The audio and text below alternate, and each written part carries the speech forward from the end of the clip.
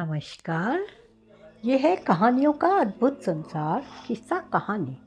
कहानियाँ जिनमें हम लिखते हैं खुद को।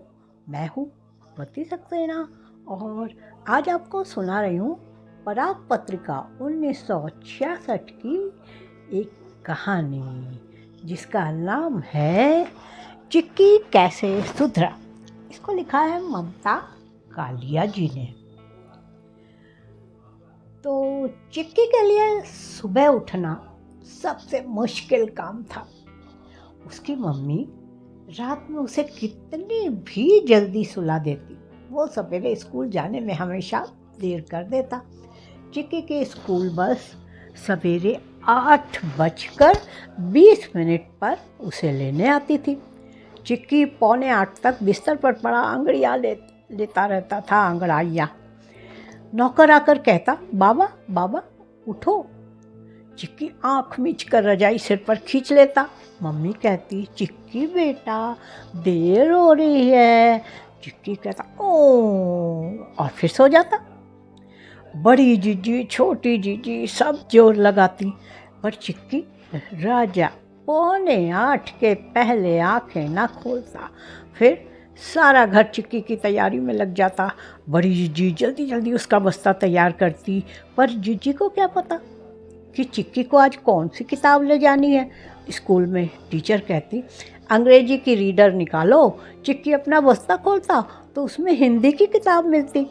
चिक्की रोज़ स्कूल में तय करता कि अब से वो अपना बस्ता खुद तैयार करेगा, पर सुबह जब निंदिया रानी उसकी आंखें मीचती तो चिक्की सब भूल जाता। फिर तो ये हालत होती कि चिक्की को दौड़कर बस पकड़नी पड़ती। एक तरफ डैडी डांटते, दूसरी तरफ जीजी जल्दी में जाती। कभी दूध पीना रह जाता, कभी टोस्ट खाना। देर से उठने के कारण चिक्की को स्कूल में पढ़ाई के समय जमुआई आ जाती। वो मुंह पर हाथ रखता, पर टीचर देख लेती और चिक्की को सजा मिलती। चिक्की को यह सब बहुत बुरा लगता, पर वह अपनी आदत छोड़ ही नहीं सकता था। सोना उसे बहुत पसंद था।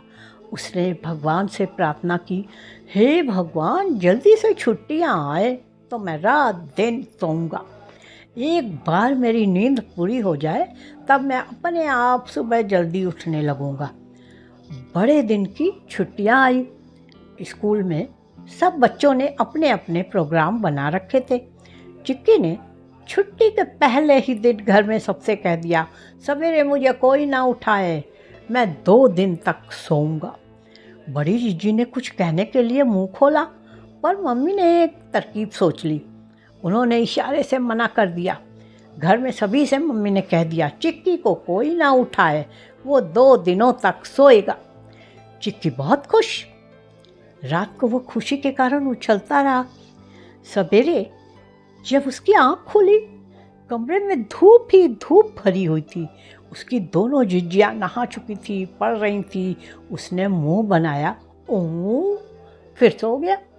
काफ़ी देर बाद चिक्की की नींद टूटी तो उसे बहुत ज़ोर से भूख लगी। उसने आवाज़ लगाई, मम्मी। मम्मी नहीं आई। उसने आवाज़ लगाई, जीजी। जीजी भी नहीं आई। वो चिल्लाया, सुंदर सिंह। नौकर भी नहीं आया। चिक्की झुंझलाता बिस्तर से उठा। उसने देखा खाने के कमरे में सब लोग खाना खा रहे हैं। उसे देखकर मम्मी एकदम उठकर आई, ए चिक्की तुम्हें 2 दिन तक सोना है, चलो तुम्हें बिस्तर तक पहुंचा दूं। चिक्की खिसियाया हुआ वापस बिस्तर में छिप गया। वो रजाई के अंदर पड़ा हुआ था और भगवान से मना रहा था, हे भगवान ज़्यादा नहीं तो मुझे किसी तरह एक टोस्ट ही दे दो। थोड़ा समय और गुजरा। चिक्की ने मुंह उघाड़ कर देखा, घर के सब लोग चाय पी रहे हैं। मम्मी ने शायद कुछ स्पेशल चीज़ बनाई थी और दोनों जीजियाँ बड़े शान से खा रही थी। चिक्की ने अपने होठों पर जीभ फेरी और उसका मन खूब ज़ोर से चिल्लाने को हुआ। चाय पीने के बाद जीजी उसके कमरे से गुजरी तो चिक्की ने पुकारा, जीजी। जीजी ने कहा, तुम्हें सोते रहना है। चिक्की परेशान हो गया। उसे इस समय बिस्तर बुरा लग रहा था।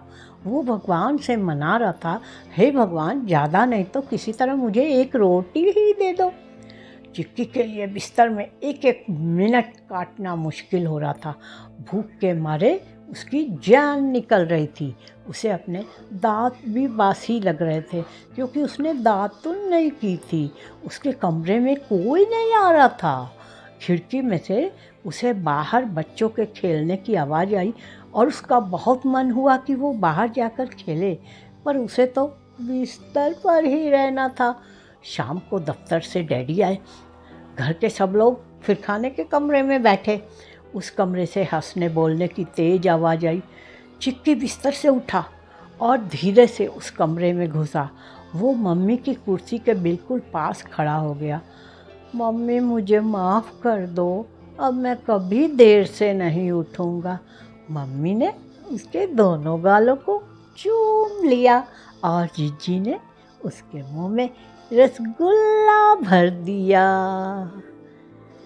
ये कहानी इतनी ही।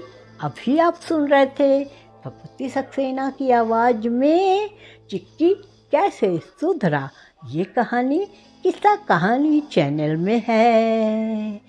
अरे यार, लाइक और सब्सक्राइब तो करते जाइए। फिर मिलते हैं एक नई कहानी के साथ।